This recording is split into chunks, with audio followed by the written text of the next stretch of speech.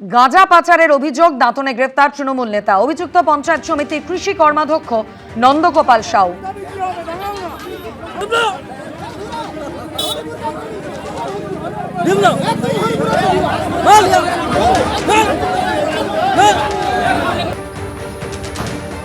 তৃণমূল নেতার বাইকের ডিকি থেকে উদ্ধার হয় গাঁজা। স্থানীয়দের সন্দেহে গতকাল বিকেলে তৃণমূল নেতাকে পাকড়াও করা হয়।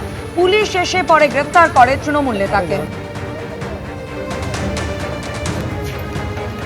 আপনাকে কেন গ্রেফতার করা হয়? রাজনীতির শিকার। আপনি কি গাঁজা পাচারের সঙ্গে যুক্ত? না না, ওটা বললাম তো রাজনীতি। তাহলে আপনার বিরুদ্ধে যে অভিযোগটা আনা হচ্ছে ওটা একেবারে মিথ্যা।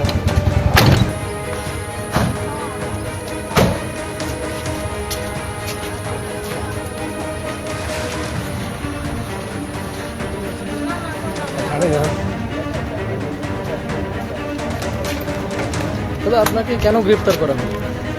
রাজনীতির শিকার। আপনি কি গাঁজা পাচারের সঙ্গে যুক্ত? না না, ওটা বললাম তো রাজনীতি।